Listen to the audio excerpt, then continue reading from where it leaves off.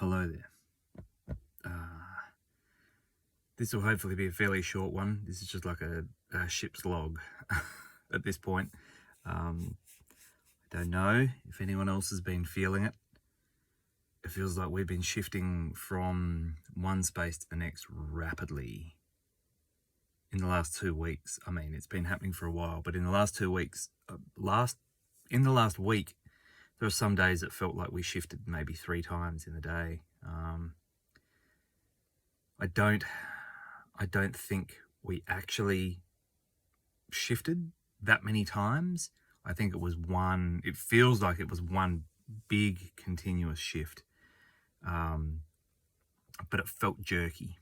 It felt like it was a little bit start-stop. And maybe that was just my conscious awareness of it. When I wasn't paying attention, it moved quicker, and when I looked at it, it slowed down, or maybe the other way around. I don't know. It felt a little bit jerky, like jerking into one space or the next, or perhaps it was just as we were passing through spaces, it energetically showed up in my body. Energetic bodies is feeling jerky. I'm not sure. It's all a bit wonky, but I can't even think. I think it's the 25th here today, or maybe the 26th. I don't know. We certainly moved somewhere overnight in a big way. The last 2 nights, actually, 24th to the 25th. Yeah, we are the 26th, 25th to the 26th. I've woken up in the morning and my first thought has been, are we actually still here? Like, it feels like I still have a body. I open my eyes and I'm in a room that looks familiar, and everything looks familiar, but it's this weird juxtaposition because nothing feels familiar at all to me. Everything looks the same. Everything almost sounds the same. Everything feels different. And I mean, everything to me feels different. And it did yesterday as well. It's really quite jarring.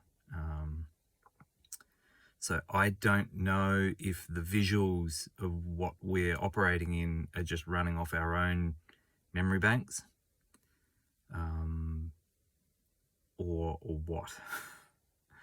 But it's just strange to deal with because everything looks the same, but it just does not feel the way it looks. And it's like around the house or around people, family, in a car that you're in frequently, it's not so easy to pick. Like it is and it isn't, depends on what you focus on.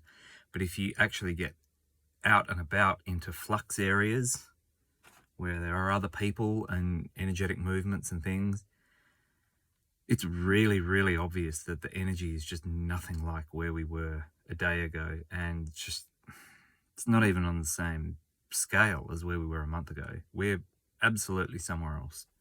I have no idea what that means. I'm sorry if that sounds cryptic. It is. I don't know. But that's just what it feels like.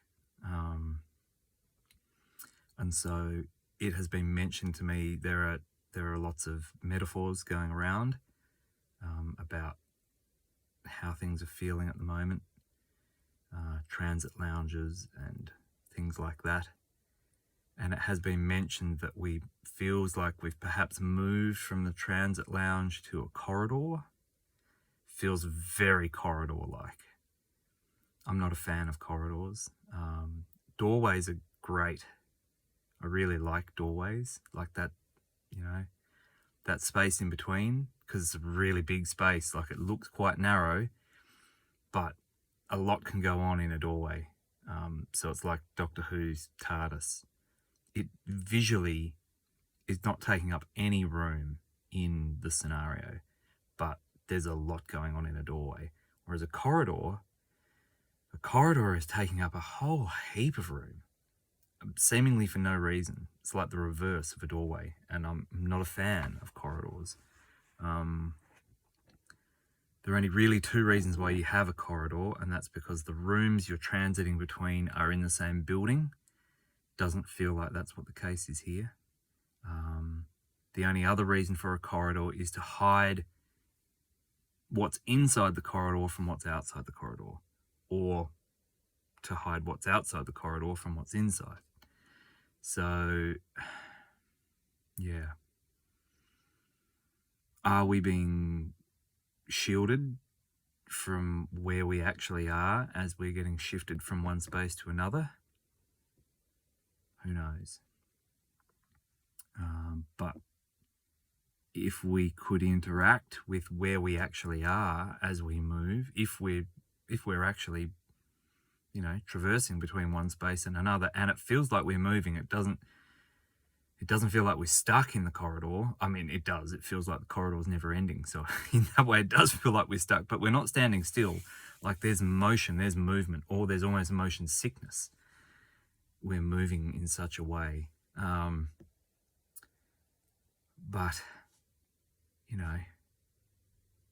why can't you see what's outside the corridor? Why not just a covered walkway? Why can't we interact with what's in between? Maybe it's just blank space. Maybe there isn't anything in between, and that'd freak us out. I don't know. What I do know is that even though everything looks the same, when you go to really interact with it, especially if you do it intuitively, like not making a plan in your mind, not, well, I'll do this and then I'll do that, your habitual rhythm. If you just kind of switch that up and go to do something different, you'll go to something and its energy won't even be there. It's just a marker. It's a shell waiting, What do I mean by that? Like you've got cheese in your fridge, but you'd never eat cheese. Never. You've got it there for someone else. They come around once a month. Never in your life would you touch the cheese. So without preempting it or thinking about it, while you're going to the fridge for an apple, I live in Australia, it's warm. Apples get kept in the fridge sometimes. You know what I mean? You're going to the fridge for something, just grab the cheese, pull it out, cut a bit and eat some. It won't, it'll be different. It'll be wrong somehow. Like it won't be bad, but it won't be what you expect it to be. That's the kind of thing that's going on at the moment. The processing RAM, the memory, there's not a lot.